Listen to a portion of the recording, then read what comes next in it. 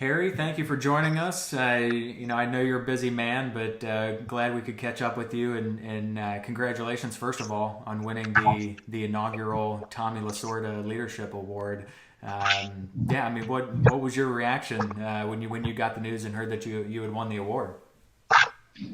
Well, I was actually at new student indoctrination. I was at Great Lakes, Illinois, doing basic training. And once we got our phones back after 3 weeks, I saw an email from my coach, and he had nominated me for the award.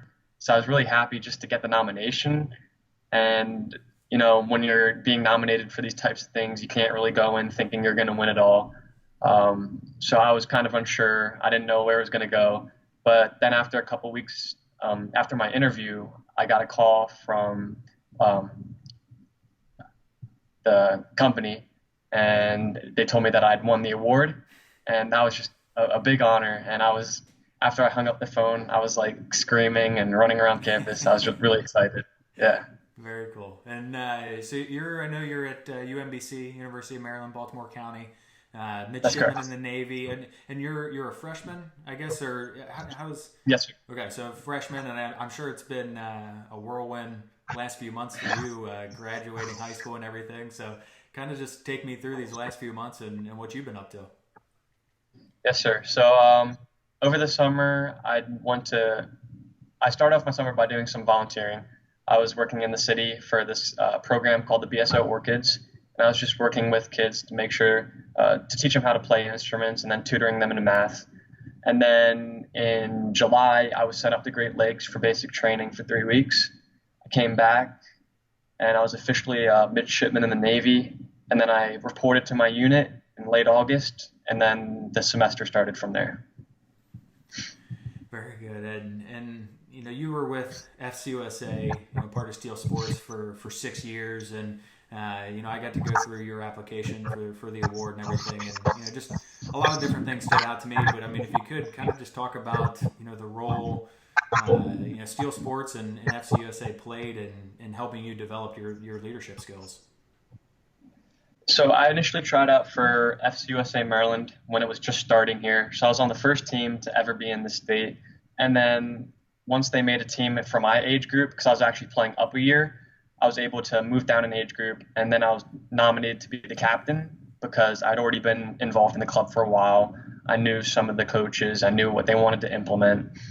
And having to do that as a young adult is a really big responsibility.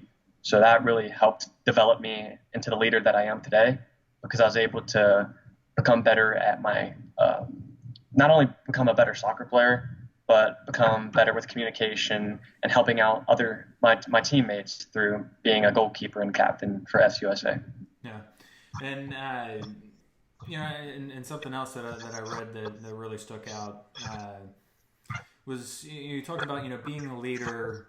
Sometimes means showing others that they can lead as well, and showing everyone that they're an integral part of the team and integral part of the success of the team. So why is that? Why would you say that we instead of me mentality is important when it comes to leadership?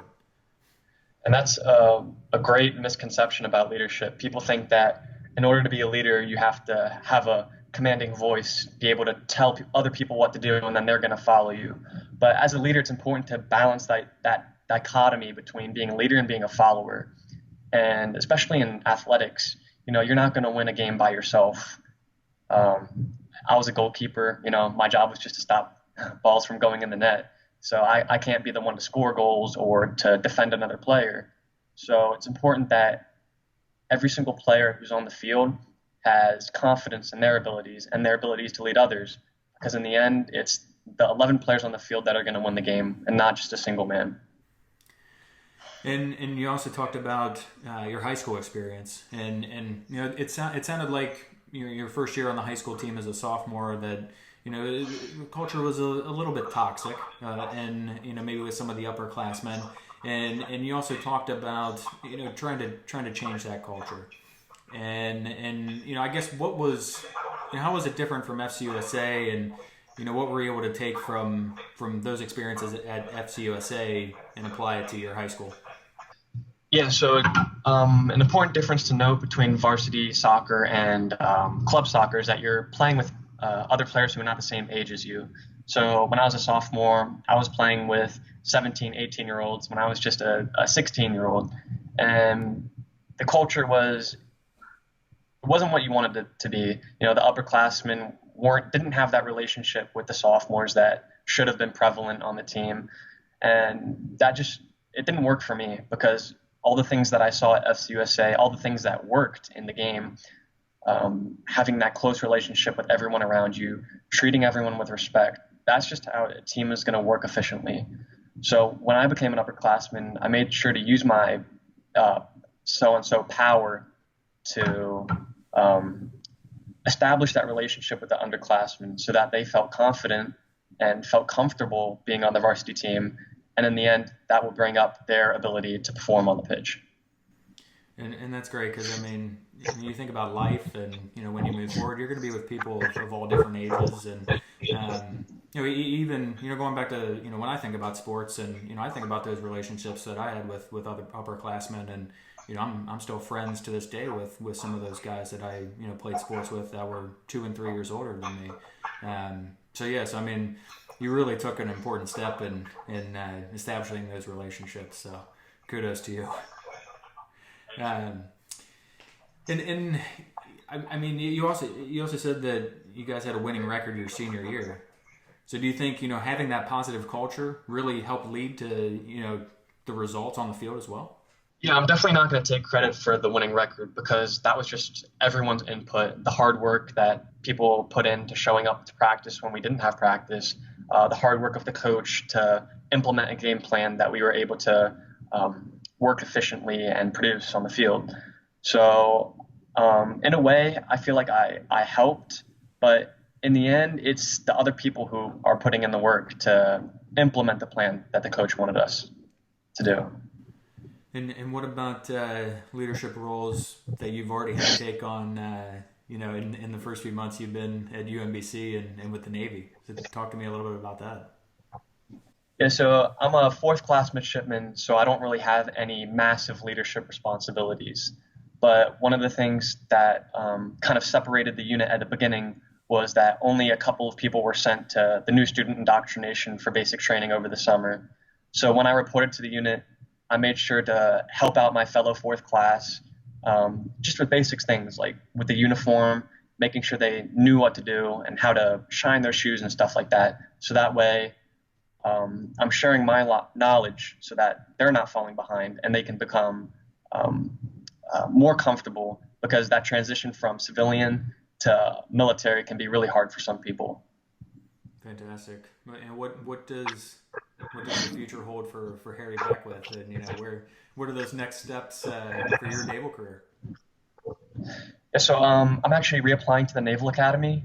Last year I was rejected, which was definitely a hard blow. But it's important to remain optimistic in these types of situations because from getting rejected to the Naval Academy, I was able to discover the unit that we have here at UMBC, and that's really helped me to grow into the I don't want to say to the leader I am today, but just to the student that I am today, because without this opportunity, I would never have been able to wear this uniform and be where I am without the hard work that the unit does in developing midshipmen. If you don't mind, how long? I mean, when did you get the idea that hey, I want to be in the Navy, and this is something that I want to do as a career post high school? So I'm actually the first American in my family. My mother's side originates from England, and my father's side originates from Denmark. So I've always been incredibly grateful for the opportunities that I've had for education and athletics that are not so prevalent in other countries in the world. So I always knew I wanted to serve my country. And then towards the end of my sophomore year in high school, I met up with a Naval Academy graduate who talked to me a little bit about his experiences at the academy and as an officer in the Navy. And after I heard him speak, I knew 100% this is something I wanted to pursue. The idea of being able to wear the uniform and follow in the footsteps of the people before you was something that was intriguing to me and something that I really wanted to continue in my college career. That's great. Well, again, really appreciate you taking some time to chat with us. And, again, congratulations on winning the Tommy Lasorda Leadership Award, the first ever. And, I know we're going to see some big things from you here in the future. Thank you very much. Appreciate it.